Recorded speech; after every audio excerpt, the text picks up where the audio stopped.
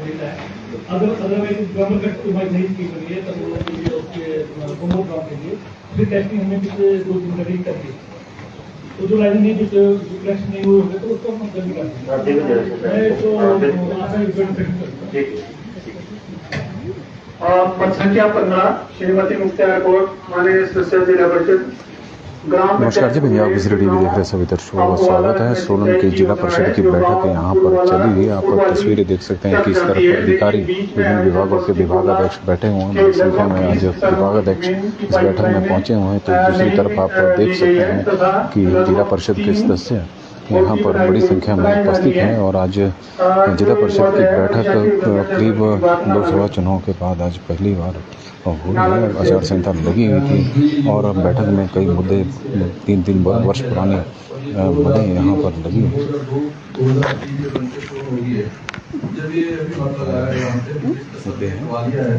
और इसमें 4 होलियां बननी है, ऑलरेडी बोल दिया। जैसे संख्या होगा ऐसा आएगा, हम काम करवाएंगे।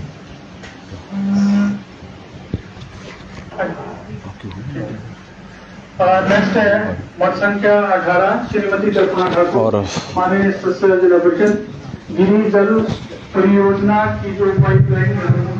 नमस्कार जी, पंजाब केसरी टीवी देख रहे सभी दर्शकों का स्वागत है। सोलन जिला परिषद की बैठक चली हुई है और जिला परिषद की बैठक इस बार कई दिनों बाद हो रही है। वजह थी कि प्रदेश में लोकसभा चुनाव को लेकर आचार संहिता थी, उसके बाद उपचुनाव की आचार संहिता थी। तो यही वजह रही कि जिला परिषद की बैठक में समय लग गया। लेकिन इतना लंबा समय होने के बावजूद भी जिला परिषद की बैठक आज सोलन में हो रही है। लेकिन बहुत सारे मुद्दे ऐसे हैं जो जिनका अभी तक समाधान नहीं निकला है और यही वजह है कि उसके कारण सदस्य भी नाराज चले हुए हैं। और करीब जिला परिषद की बैठक को लेकर यदि हम बात करें तो कई मदें ऐसी है जो पिछले 3 वर्षों से जिला परिषद की बैठक में जिस पर चर्चा हो रही है, लेकिन अभी तक काम नहीं हो रहे हैं। तो हमारे साथ जिला परिषद सदस्य मनोज वर्मा जी भी हैं और अमर सिंह ठाकुर जी भी हैं। तो दोनों से हम चर्चा करेंगे। मनोज वर्मा जी की भी मदें लगी हुई थी। सर, पंजाब टीवी में आपका बहुत बहुत स्वागत है। जिला परिषद की बैठक इस बार कई दिनों बाद हुई है क्योंकि लोकसभा चुनाव को लेकर आचार संहिता थी और फिर उपचुनाव को लेकर आचार संहिता थी। लेकिन मुद्दे ऐसे हैं कि 3 वर्ष से भी कई मदें लगी है, लेकिन समाधान नहीं निकला है। धन्यवाद आपका। आपने एक बहुत ही प्रमुख समस्या जो हमारी है, हम लोगों की समस्या उठाने के लिए यहाँ हैं, लेकिन जो हमारी समस्या है उसको उजागर करने का ये प्रयास किया है। और मैं सच में कहूँ तो बहुत उदासीनता है मेरे मन में प्रति इस सदन के, अब खास तौर से। उसका कारण ये है कि जो भी हम लोगों की डिमांड्स को लेकर अधिकारियों के बीच में इस सदन के माध्यम से लेकर जाते हैं, उनकी ज़रूरतों को अवगत कराते हैं और उम्मीद करते हैं कि उनका निराकरण ये प्रशासन द्वारा किया जाएगा, लेकिन उसमें देखा है कि हमने लीपापोती के अलावा और कुछ नहीं होता और हमेशा एक तरह के बहाने हर अफसर के द्वारा दिए जा रहे हैं। तो हालात ये है कि अब मन में कहीं ना कहीं हमारे को भी ये लगने लगा है कि हम जिस जोश के साथ इस देश को, इस समाज को बदलने का मादा रखने की इच्छा रखकर यहाँ आए हैं, तो मुझे नहीं लगता है कि इस सिस्टम में कोई कुछ इस तरह का प्रकार का कोई फ़ायदा लोगों को होने वाला है। यहाँ सब अपना समय गुजार रहे हैं, अपनी नौकरी कर रहे हैं, अपनी तनख्वाह ले रहे हैं, उसके बाद अपनी ट्रांसफ़र 2-3 साल की जो होती है वो पोस्टिंग देखने के बाद दूसरी जगह निकल जा रहे हैं। लोगों के काम जस के तस पड़े। पिछली जिला परिषद की बैठक में आप लोगों ने आंदोलन भी किया था कि अधिकारी आ नहीं रहे हैं, काम हो नहीं रहे हैं, पर लग रहा है कि उसका भी असर कोई ज़्यादा फर्क पड़ा नहीं है क्योंकि मदें जब हम देख रहे हैं कि उन पर काम नहीं हुआ। मैं वही कहना चाह रहा हूँ कि पिछले 3-3 साल से मदें एज इट इज़ पड़ी हैं और यहाँ तक मैं ये कहूँगा कि आप अगर ये एक थोड़ा सा इसको मैं दूसरे तरीके से लूँगा कि जो काम हम अपने फंड्स के भी करवाने की इच्छा रख रहे थे, जिसके लिए हमने सैंक्शन की थी स्कीम्स, वो भी धरातल पे पूरी नहीं हो पा रही। कारण उसके कई दिए जाते हैं। उसका एक मुख्य कारण ये भी है कि पैसा ही नहीं आ रहा है। अब वो पैसा कहाँ से नहीं आ रहा है? सेंटर से, जबकि हमारी टोटल फंडिंग सेंटर से है। क्या वो पैसा सेंटर से नहीं आ रहा है या वो पैसा सेंटर से आने के बाद सरकार जो हिमाचल प्रदेश की है वो उसका इस्तेमाल कर रही है?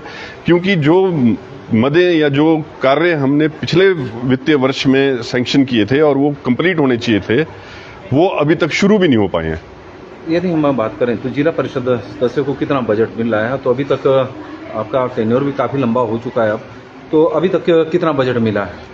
देखिए, अगर बजट की बात करें तो औसतन 15 लाख रुपए के आसपास, 12, 13, 15 लाख के आसपास हर सदस्य को 15 भी था आपका 15। हाँ, 15 उसका एक वर्ष में मिलता है, जिसमें से 60% टाइड है जो सिर्फ हमें सैनिटेशन और ड्रिंकिंग वाटर के लिए खर्च करना है, और 40% वो है जो हम लोगों की जरूरत के अनुसार उसको खर्च कर सकते हैं।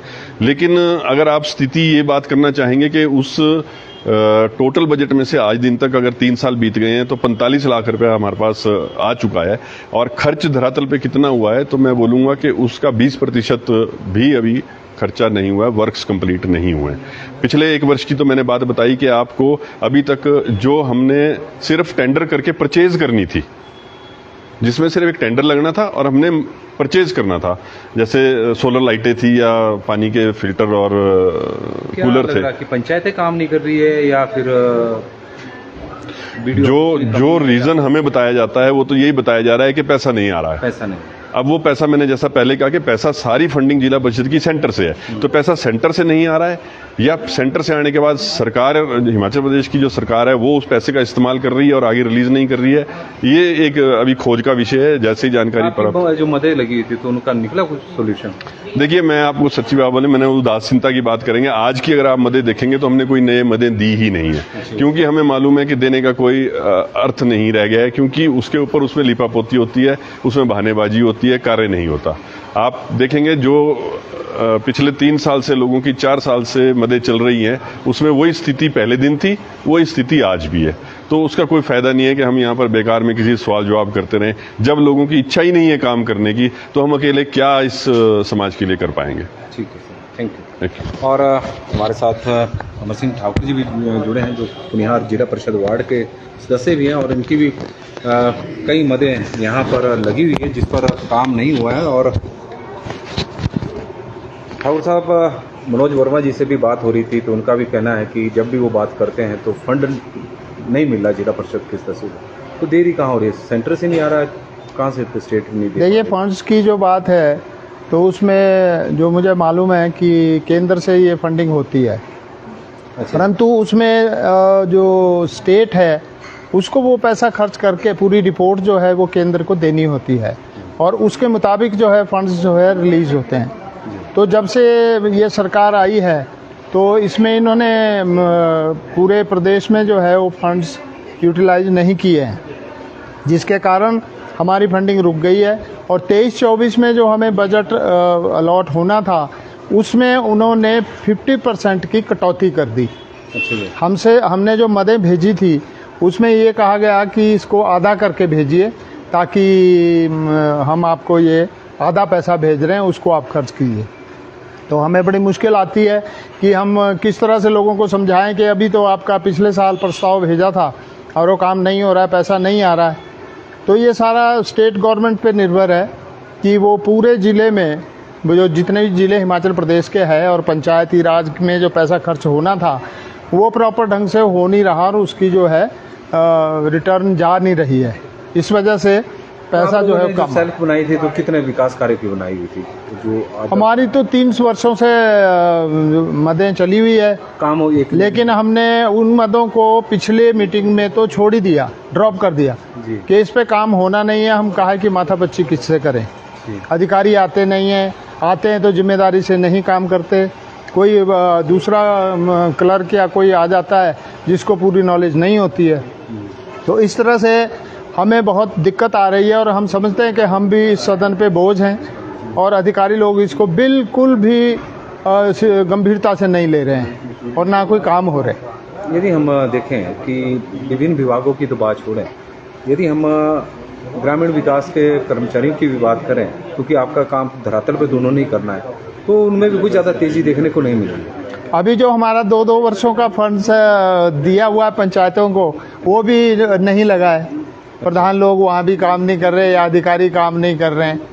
तो ये समस्या भी हमारे को है। अगर यहाँ से बजट आ जाता है तो वहाँ जाके फंस जाता है पंचायतों में। क्या कारण है कि क्यों नहीं प्रधान काम कर रहे हैं? जिला परिषद सदस्यों के साथ उनकी क्या बन रही है? पता नहीं, उनका अपना कुछ जो नरेगा का पैसा है शायद उसमें वो ज़्यादा इंटरेस्ट लेते हैं, और जो जिला परिषद का पैसा जाता है उसको बहुत कम वो जिला परिषद खर्च का तो करता है। टेंडरों के माध्यम से नहीं चला हुआ था कि टेंडर तो 1 लाख से ऊपर या 5 लाख से ऊपर जो है अच्छा। वो होते हैं, बाकी तो प्रधानों को ही करना होता है। बाकी प्रधान तो आपकी आज कितनी मदद लगी हुई है?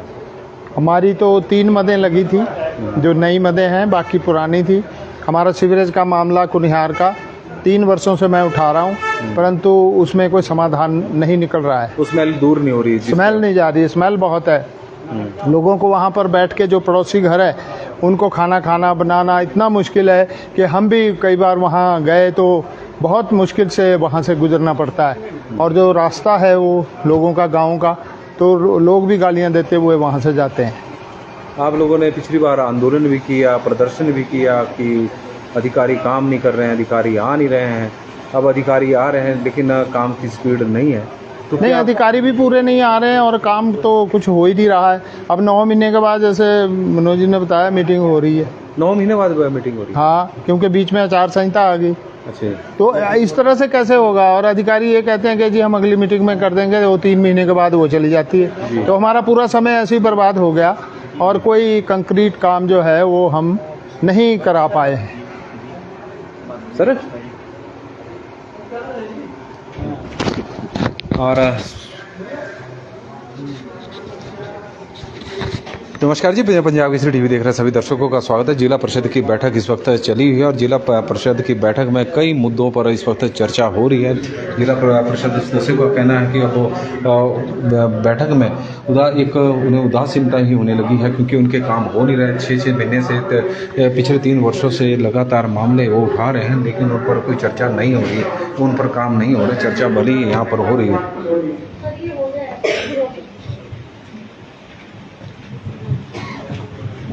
और नेक्स्ट है पद संख्या 19